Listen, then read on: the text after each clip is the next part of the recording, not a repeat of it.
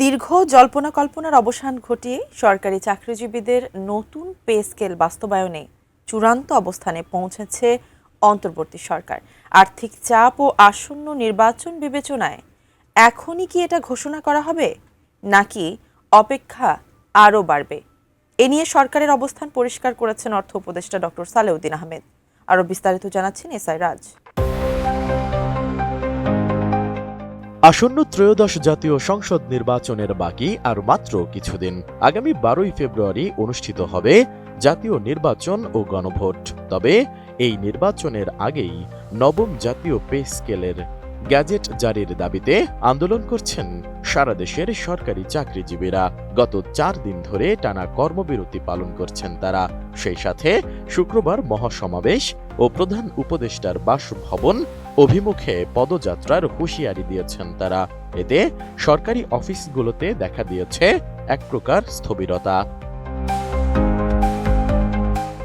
আমি বুঝি নির্মাণের শিল্প, সালাম স্টিল বোঝে ডিউরেবিলিটি। সালাম স্টিল, মোস্ট ডিউরেবল স্টিল। এমন অবস্থায় নতুন পে স্কেল বাস্তবায়ন ও দেশের বর্তমান অর্থনৈতিক পরিস্থিতি নিয়ে সরকারের অবস্থান স্পষ্ট করেছেন অর্থ উপদেষ্টা ডক্টর সালেউদ্দিন আহমেদ। 3 ফেব্রুয়ারি সচিবালয়ে ক্রয় সংক্রান্ত উপদেষ্টা পরিষদের বৈঠক শেষে সাংবাদিকদের তিনি জানান, নতুন পে স্কেল বাস্তবায়নের জন্য প্রয়োজনীয় অর্থের যোগান নিশ্চিত করে গেছে অন্তর্বর্তীকালীন সরকার। পরবর্তী নির্বাচিত সরকার ক্ষমতায় এলেও এই সিদ্ধান্ত পরিবর্তন করতে পারবে না, যদিও প্রশাসনিক প্রক্রিয়ার কারণে এটি কার্যকর হতে কিছুটা সময় লাগতে পারে বলে জানান তিনি। অর্থ উপদেষ্টা জানান, পে স্কেলের অর্থের ব্যবস্থা করে দেয়া হয়েছে। পরবর্তী সরকার এটি বাস্তবায়ন করবে, কিন্তু সিদ্ধান্ত বদলানোর কোনো সুযোগ নেই। আমরা ভালো একটা বলছি যে পে কমিশনটা আমরা এক্সামিন করার জন্য আমরা একটা কমিটি করে দিয়ে যাব, এবং এটার জন্য অর্থের সংস্থান। যে কোনো একটা পে কমিশন করতে আপনার 1 থেকে 1.5 বছর সময় লাগে।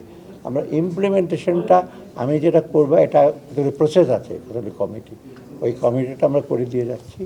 করতে করতে তারা পর্যালোচনা করবে, এই জন্য বাজেটের যে ফেজ ওয়াইজ করবে সেটাও সংস্থান করে যাবে।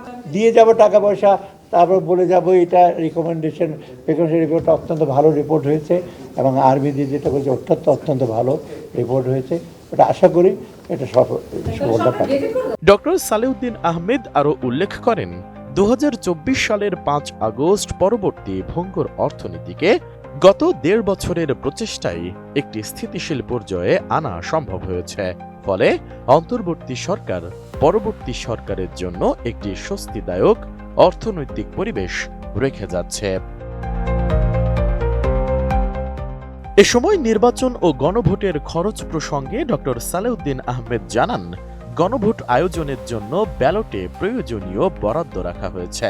তবে এই বরাদ্দ কোনো নির্দিষ্ট পক্ষের জন্য নয়, বরং গণতান্ত্রিক প্রক্রিয়ার অংশ।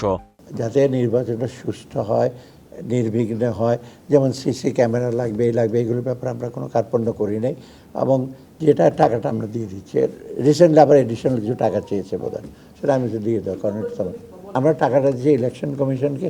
ইলেকশন কমিশন খরচ হচ্ছে ল এনফোর্সিং, তারপর রিটার্নিং অফিসার, এসিস্ট্যান্ট রিটার্নিং, এইগুলো যথেষ্ট কঠিন হিসাব রক্ষা করতে। হাই ভোটের জন্য কে কোথায় ঘোরাঘুরি করলো কি বললো, ওটার জন্য আমরা টাকা দিচ্ছি। এছাড়া কর্মসংস্থান ও ভবিষ্যৎ চ্যালেঞ্জ নিয়ে কথা বলতে গিয়ে অর্থ উপদেষ্টা বলেন, আগের সরকারের আমলের বেশ কিছু অপ্রয়োজনীয় প্রকল্প বন্ধ করে দেওয়ায় কর্মসংস্থানের সুযোগ বর্তমানে কিছুটা কমেছে। এটি আগামী দিনে একটি চ্যালেঞ্জ হতে পারে বলে মনে করেন তিনি।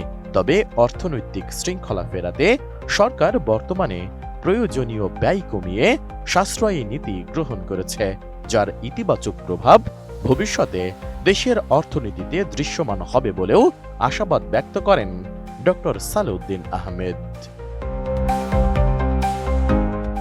এসআই রাজ, এটিএন নিউজ, ঢাকা।